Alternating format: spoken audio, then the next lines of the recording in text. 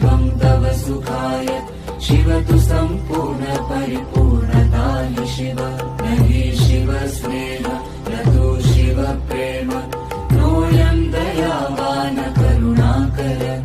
न वा प्रार्थय तं शिवं तव सुखाय शिव तु सम्पूर्ण परिपूर्णता हि शिव